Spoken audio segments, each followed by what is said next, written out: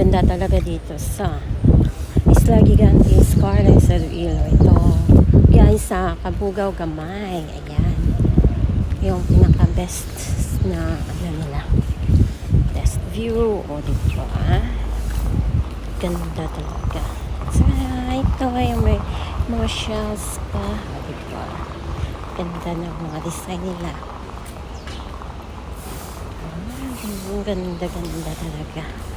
Ito yung video guys, memories pa ito siya from last year. Ayan diba, post ko naman siya ulit. Saka ito, ganda, daan-daan na lang kami dito sa, ito yung ano, sa Tangki Lagoon, yung sa Risa Island na nantahan. Ayan o diba, kasi tapos na kami dito. Ayan, kaya dumaan na lang kami. O diba, bongga. Na-capture ko pa yung may nag-dive. O, ang ganda. Mo, imagine mo daw, ang laki-laki ng mga bato. Enjoy na lang natin yung view guys. Kasi, ano, dinilit ko po itong video from last year. Dahil nga, copyright siya. Ayan. Diba, sayang, hindi naman lahat. Ang dami kong mga pinost last year. About sa pagbakasyon ko na sa Pinas last year. Ayan, kaya copyright. At saka, ngayon, demonetize pa rin ako. Oh my gosh! Ayan. Enjoy yung view. Ganda talaga. Hindi nakakasawa.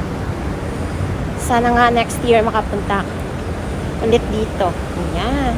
Dahil may mga island pa kami hindi napuntahan last year. Dahil nga, naabutan kami ng ulan. Kaya, buti nga naging okay din siya. Kung nandun kami sa Antonia Beach ata yun. Antonia Island. Ayan. Umulan doon. Ayan. Pero buti nga tumigil din. Hindi din naman tumagal. Kaya gusto ko din puntahan yung Sicogon Island. Kasi hindi namin yun napuntahan last time eh. Kaya gusto ko talaga balikan to. Nako, pera na lang ang kulang. Syempre, no? Ano ba naman, isang barangay talaga kasi kami pagpupunta. Diba? Sana nga may budget ulit next year. Para isang barangay ulit kami. Yan, para isang pagpunta ba, lahat sama-sama, buong pamilya. Diba? Ang ganda, guys. Thanks for watching. Dito kami inabutan ng ulan sa Antonia Island Resort. Ayan guys. Saka ito naman yung lunch namin. Nakasama sa tour package is unlimited po yung seafoods. Ayan, yung scallops unlimited po siya.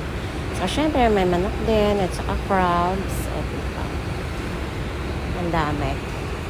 Pero only scallops guys. Pero diba, sarap-sarap niyan. Fresh pa yan eh. O diba, kain na ng kain. Kasama po siya sa tour package na ano namin. Ang sarap na pagkain.